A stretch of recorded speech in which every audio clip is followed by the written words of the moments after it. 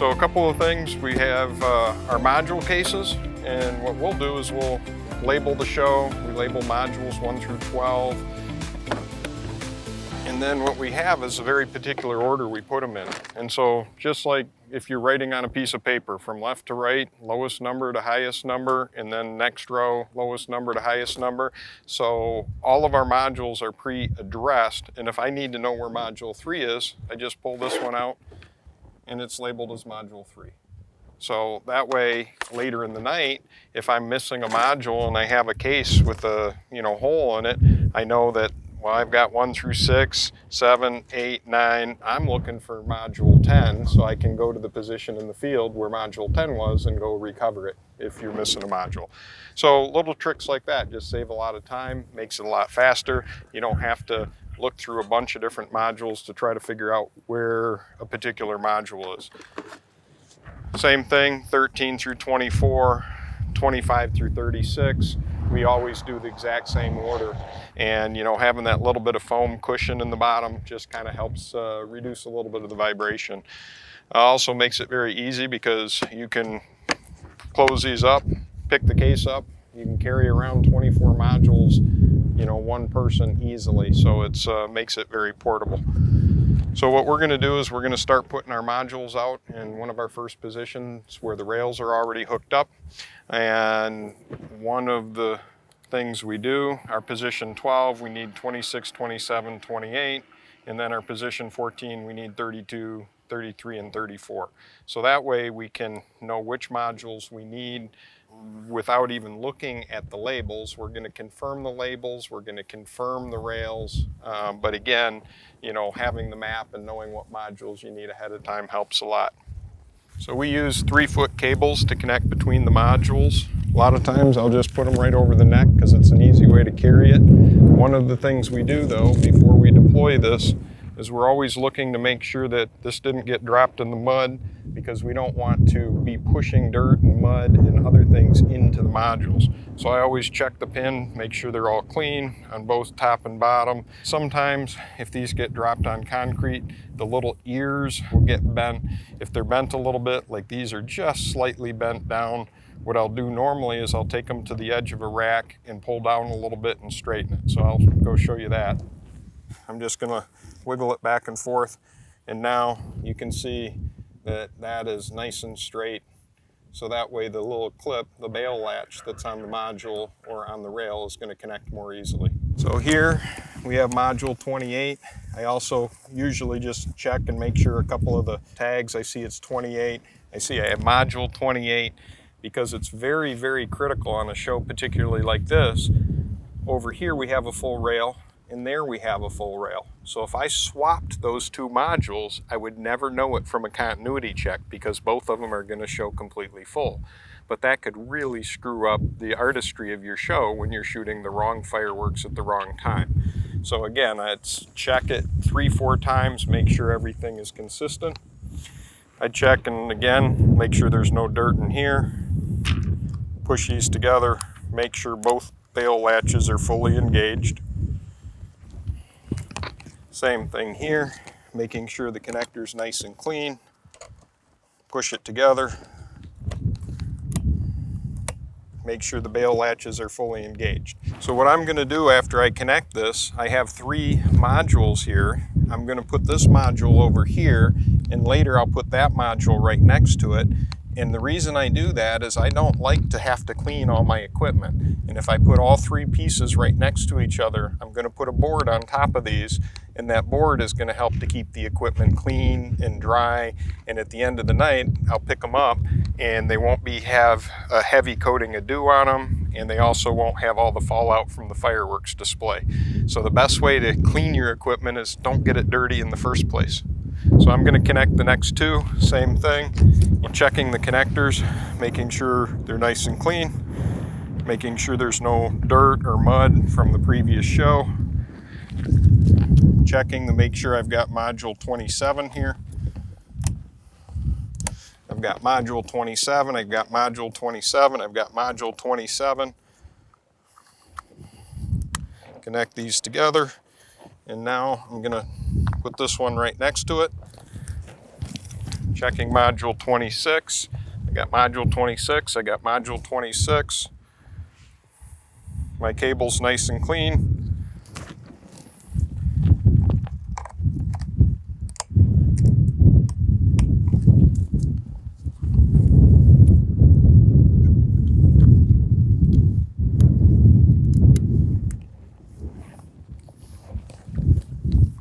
Now I can position all three of these next to each other. It's going to make it easier to wire because they're nice and close together. It's going to make it easier to protect because I'm going to take a piece of plywood and set it over these modules. Okay, these are our standard rails. I use a normal E-match. When we mount these with the connector to the left. That means Q1 is to the left. When we load our show, we load it to the same order that Finale Fireworks lays out the cues. That means the furthest left gun is going to be Q1 on the lowest rail. So that's going to be connected here, and that's closer to the gun. As you have more items hooked up, so this set here through the first 10 is going to be in that first rack, then the next 10 is in this rack, then the next ones are in this rack. So by having the connector to the left, it makes it so that your Q number is going to be closer to the physical position of where the firework is. We also space them out enough so that you end up having, like, for example, these items are down here, these items are here. So these are our micro rails, and the micro rails, we put the connector to the right. And the reason we put the connector to the right is Q1 is on the bottom.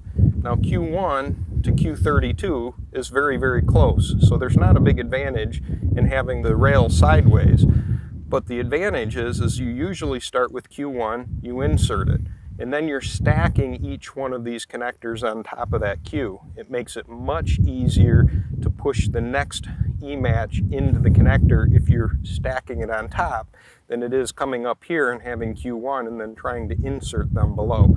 So just simply the orientation of the module can help to make it faster and easier to set up your show. Again, checking the connector.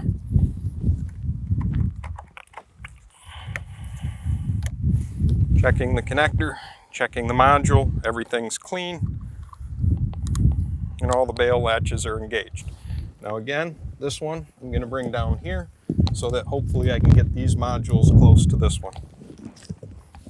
Module 33, module 33, module 33. Always make sure you connect the correct module to the correct rail to the correct fireworks. Because again, both of these modules are full, and if I swap the two modules, I wouldn't know it until I saw the fireworks show shooting, and it was shooting a bunch of wrong things that didn't seem to be connected to the music. 34, 34, I see 34. And I'll bring this as close as I can, I'll bring this close as I can, and although I won't be right next to each other like the other rail, my board is going to be long enough to be able to use one board to cover these all up and protect them. Another thing that I really like about this system is that your rail is up here nice and high where it's very easy to work on. The module, which is a much more expensive part, is down low next to the ground.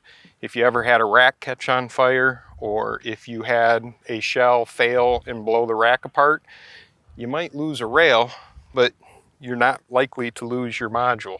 So the expensive electronics will probably be just fine protected down here under a board, and you're only maybe losing a cable and losing a rail. So yeah, people have huge investments in their firing system. These modules are very, very durable and do a very good job of surviving even when the fireworks try to damage them or take them out. So a couple things I wanted to show you, again, techniques to be able to make it easier for you to set up your show. You'll notice all the tags are at the end of the E-match wire. So each one of these fireworks, and particularly this being a pyromusical, has a very specific spot to go. So for example, this is on module 17, it's Q32, and if we follow the wire, we see it's connected to Q32. In this particular case, we have a 3-inch blue to lemon peony. Well, there's a very good chance that when we're shooting this one, we're probably also shooting that same shell in multiple positions as a flight. So it's very important to be able to get each shell exactly where it goes. By having these at the end of the wire, it's a lot easier to make sure that you get this plugged into the correct rail. A lot of people will put labels on the shells themselves, but you can't see the shells. They're already down into the tubes. We actually now put the position on the label.